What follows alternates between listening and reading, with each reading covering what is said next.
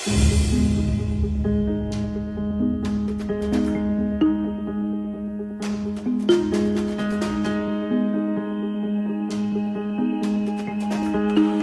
fight for our democracy is an ongoing one. The democracy in my country must be guarded at all times. It's not about politics, it's about doing the right thing.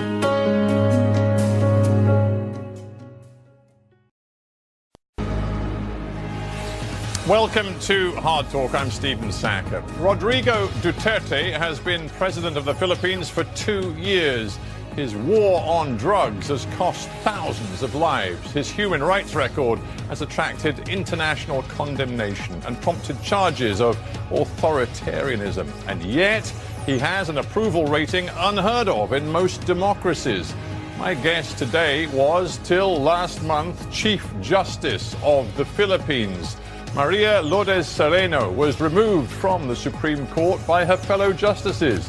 And was that a victory against corruption or a devastating Duterte-inspired blow to democracy?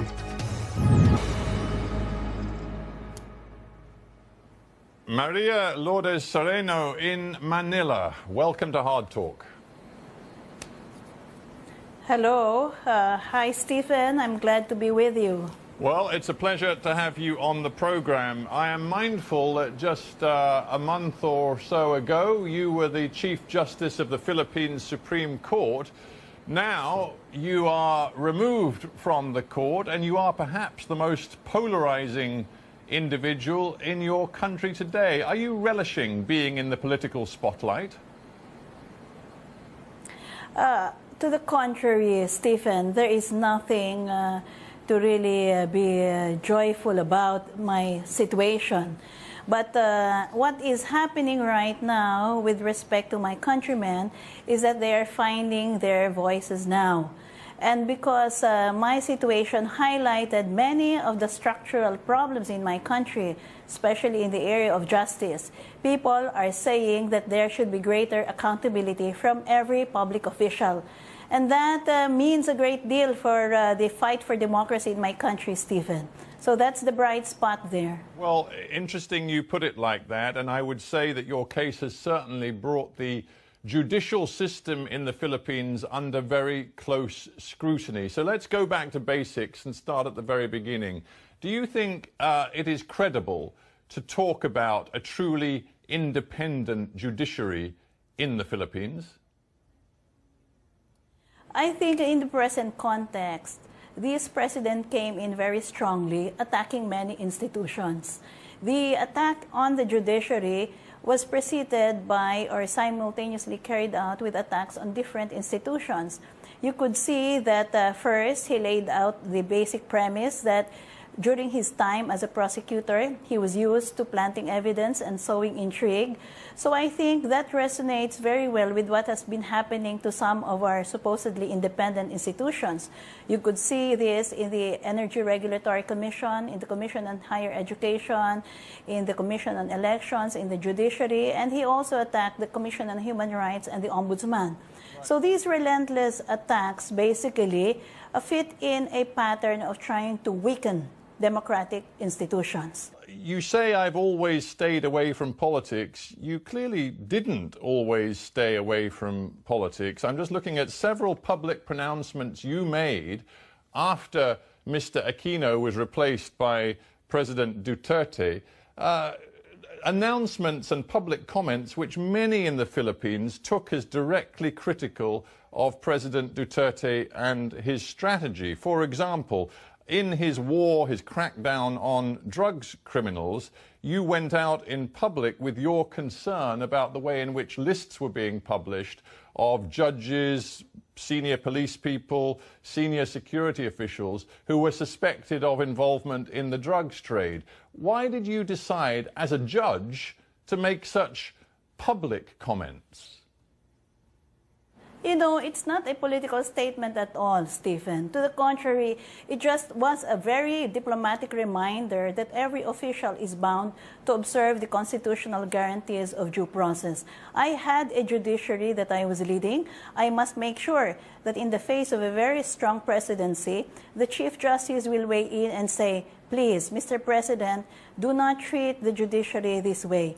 Every judge has the right to due process, and the moment you pronounce their names as suspects in a narco list, you effectively destroy their efficacy as judges. They were forced to go into hiding because of the fear that their lives were in danger. I have a duty to discharge, Stephen, and I did that not only with respect to the drug campaign, but also with respect to an attempt by the House of Representatives to take to task certain of the justices of the Court of Appeals for a decision they rendered. I have a duty to always protect the independence of the judiciary, not political at all. You say not political at all. That's not the way Mr. Duterte saw it. When you made your comments about these lists, and also you advised officials not to hand themselves in without an official warrant, Duterte said that you were putting him in a corner. And then he got even more angry after you made some public comments about his decision to impose martial law right across Mindanao, because you said, well, in some places martial law is applicable, but in other places I don't think you should be doing it. Again, in the United States, in Western Europe, Chief Justices of a Supreme Court would not be making these very high-profile public political comments. In the face of very strong pronouncements where the president himself seems to be leading us towards a system where basically he thought that he could disregard the constitutional guarantees of due process to our judges and even our citizens, I am forced to remind everyone of the Constitution. Remember, Stephen, the fight for our democracy is an ongoing one. It's not as if we have a very stable system. The democracy in my country must be guarded at all times. Well, talking of democracy, let us not forget Mr. Duterte won a thumping majority at the polls in 2016. You are an appointed judge. He had a mandate, for example, to impose a security crackdown on Mindanao. He also had a very clear mandate to conduct his tough policy on drugs. Now, just a slight correction, he did not win a majority, he won by a plurality. Now, with respect to whether an unelected judge can weigh in, of course, it is the duty of the constitutionally designated officers to weigh in when their mandate requires that they weigh in. And it's not about politics, it's about doing the right thing. And every Filipino must always be reminded that the Constitution is there precisely to protect the lives and property of the innocent, the poor, especially the helpless amongst us. Would you also agree that integrity is of the utmost importance for any very senior legal official? I mean, not least, of course, the Chief Justice of the Supreme Court. And as you, it seems, became more and more of an enemy, as perceived by Duterte, he even used that word, there was great scrutiny put upon your own personal affairs. And it seems, unfortunately, that your personal affairs couldn't stand up to that form of scrutiny and real problems were exposed. You know, the reason why I am asking, in fact, insisting several times that we proceed to a trial before the Senate Impeachment Court is to prove whether there is any truth to any of the allegations that were hurled against me. Remember, Stephen, last year he already was insinuating that I was doing wrong with certain parts of the fund of the court. The challenge was always the same from my part. Let's go to the Senate Impeachment Court. Let's hear the evidence. As of now, I have been denied my right to due process. During the House Justice Committee hearing, I was denied a right to be represented by a lawyer. And then I was saying, if you are so convinced about your case, go ahead and bring it to the Senate where there is a full-blown trial. But that was aborted. So how can anyone continue to maintain any of the allegations against me? All of these are gossip. All of these are unfounded allegations as of now. Well, they're not all gossip, are they? And you can maybe help me clarify some of them right now, and I'm sure the people of the Philippines will be extremely interested in your answers. Is it true, or is it not true, that on roughly 17 years out of 20, when you were a senior academic in a senior post at the University of the Philippines, you did not file the mandatory statements on assets, liabilities, and net worth. Is it true that you didn't, or did you? Not true at all, Stephen. In fact, if you are going to read about the dissent, it basically shows, and in fact in the motion for reconsideration, that I had a habit of filing this. Remember, Stephen, in a certain way, and the dissents will show this, these were afterthoughts. These are not grounds for impeachment. Impeachment grounds are always related to the discharge of the high public office that is being questioned. It had nothing to do at all with those. That was part of my past life, and in which I filed the mandatory requirement. Well, now, how come at one point you seem to be saying that yes, you had filed them, but you couldn't find any evidence that you'd filed them? You seem to have lost the paperwork. I mean, that seems very strange. But no, Stephen, that's not strange at all. In fact, we have several cases in the Supreme Court, and one case particularly stands out, where a sheriff for 18 years was not able to show anything in his record, and then there was a contradictory evidence where the clerk of court said, no, actually he had some of the records, and the court said, no, that the evidence was already enough for us to say that the presumption is in his favor.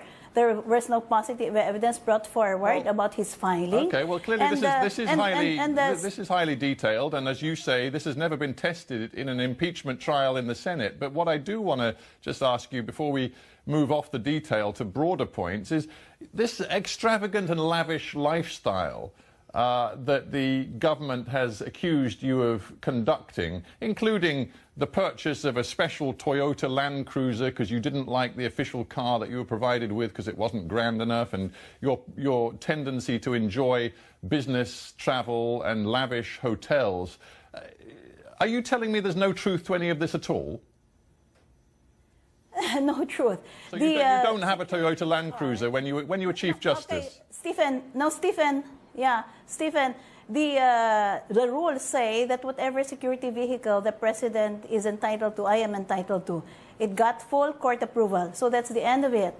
Now, with respect to lavish hotels, the only hotel that they could say that was a 5-star hotel was the hotel room that was used for the signing of the ASEAN Accord by 10 Chief Justices. So it was already used as a function room. At night, nobody slept in it, so I slept in it.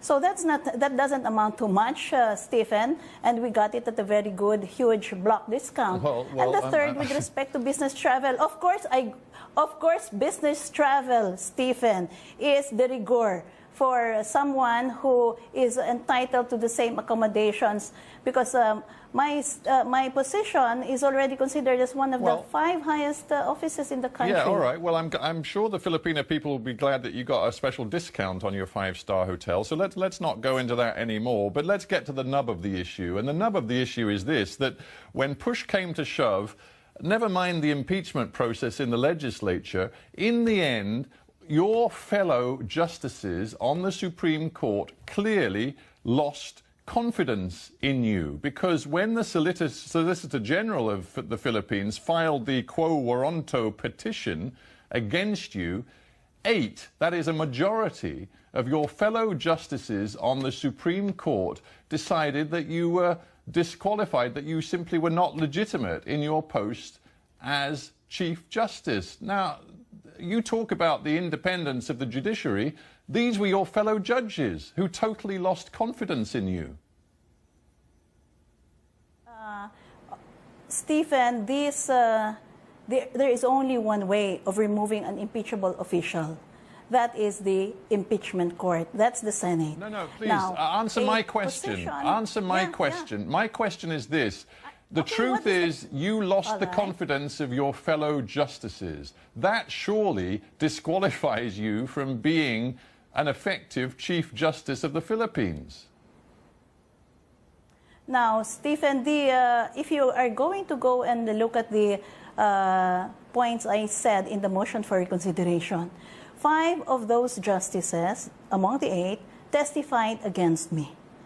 So that's 5 already. So by right, under the Code of Judicial Conduct, they should be inhibiting themselves from this proceeding. Now, 1 said that because of my faith, I cannot sit in office. And so there were only two that I had not asked to be inhibited because of their prior pronouncements that really voted against me. 6 said I cannot be removed except by an impeachment vote, an impeachment conviction in the Senate. But hang on, Madam Sereno, there's surely a simple point here. Throughout this interview, you have proclaimed the importance of respecting the integrity of judges and the judicial system. Here we have a Supreme Court where a majority of the judges think you are disqualified from office, and then suddenly you declare that that's not legitimate. Surely your problem is that your fellow judges simply lost confidence in your integrity. You know, that's not true at all. There is one very important scholar, Raoul Berger, who said, the reason why you require impeachable officials to go through an impeachment process is that you have to protect the justices even from among themselves in a collegial court. Time is marching on, so let's get through some quick questions here. What are you going to do if, when the Supreme Court reviews your appeal of their decision to get rid of you, what if they uphold that decision? Will you at that point accept that the decision of the court is final and you'll give up, or will you continue your struggle to keep or at least get back your old job? You know, these questions that have arisen is much larger than my job. What right now hangs in the balance is our democratic way of life. At the beginning, I was trying to give you the context of how so many institutions of our democracy have been attacked. During my fight, so many people have come to me and said, you have a voice that has spoken about the injustice in our country. Keep on speaking about that. Keep on speaking about the larger issues in our country. Stephen, this issue is not about me, about whether I am popular or not. This is about doing the right thing. There is a constitution, there have been laws that outlines when a Chief Justice can be removed. My point is that they have not been observed. So if I lose, as you say, what am I going to do? No? What am I going to do now? I think the fight for our country's constitutional way of life is much more important than just one position. If I may, this fight is much larger. I speak. If I may say so, you're sounding very much like a politician and a die-hard opponent of Rodrigo Duterte than you're sounding like a Chief Justice of the Supreme Court. I mean, opposition politicians have jumped on your case. I'll just quote a couple of them. Risa Hontiveros, she called it a direct stab at the heart of our Constitution. Another opposition spokesman, Gio Tingson, said, we're now a heartbeat away from the death of our democracy. Aaron Pedrosa called it a fascist raid on the judiciary. Do you align yourself with all of these comments? In other words, are you now looking to become a leader of the opposition yourself? That's a very difficult question that must be answered only when a correct process has been sufficiently followed. And by this, I see the root of our problems as an inability to empower really the little people. Those who, in their daily struggle, find themselves at the end of the rope. Usually, their relatives get killed for being suspected of having committed a crime. They have no one to run to. And I have been finding that more and more of them are coming to me. So what does this mean for our country? This means that there are so many things, so many problems of justice that have to be articulated. Now, the characterization of my role is something that other people have generously helped themselves do. I am not about to characterize myself as a politician, as an opposition figure. What I understand is that right now, my present role is that there is a voice that must be heard. People are asking me to speak for them, and I have said yes, whether I am retained as a Chief Justice or whether I am removed as a Chief Justice, that mission for justice must continue. The most recent surveys of opinion in the Philippines have Rodrigo Duterte with a satisfaction rating of plus 70. Truly extraordinary figures. He must be the most popular politician in all of the democratic or so-called democratic world, as far as I can see. Are you not aware that the vast majority of Filipinos seem to actually support his tough security crackdown on the drugs criminals? They seem to support his efforts to bring peace to Mindanao. They seem to support his economic policies, which have delivered last year almost 7% growth. This is a man who is, in political terms, extraordinarily effective. So are you saying that the voices who are saying that there is a constitution and the poor must have their voice according to the rule of law, those voices must be stilled simply because there is popularity in the present regime? I think it is a duty on everyone who has the privilege to speak, for the voiceless to so speak. And I take that as a possible role.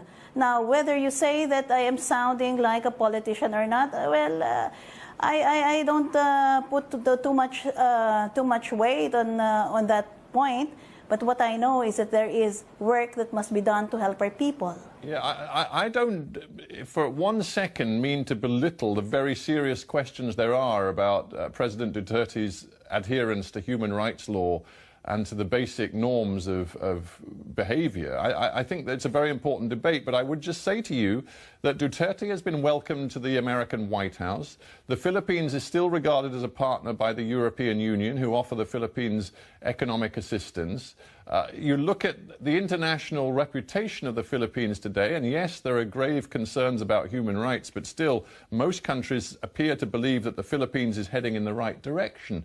Are you saying that the international community should somehow be isolating Duterte and treating him as a pariah? No, I'm not saying that at all, Stephen. What I say is that the Filipino people must begin to reclaim some territory in the area of constitutional rights. There must be more room for dissenting voices. And I think, Stephen, the analysis that have been presented about the high level of popularity, I really don't know, because some of our problems seem to be getting in the way of really reaching a consensus in the country. For example, the economic effects of the recent tax reform program, the incursions of China, these are raising alarm bells separately from the number of killings that are happening in my country. So it is possible that there is a confluence of factors that will require more Filipinos to rethink their position. Your critics say that you're a very calculated political operator, and that if you cannot get back to the Chief Justice's office, you will run for the Senate, and ultimately your ambition is to run for the presidency. Is that true? No. If that's the question, no. I am not someone who plots and plans all these things. I have never been really someone who has sought a political office, even in the campus. So no, it is far from me to be calculating along that line. We will end there, but I thank you very much for joining me on Hard Talk. Maria Lourdes Sereno, thank you very much. Okay, Stephen, welcome.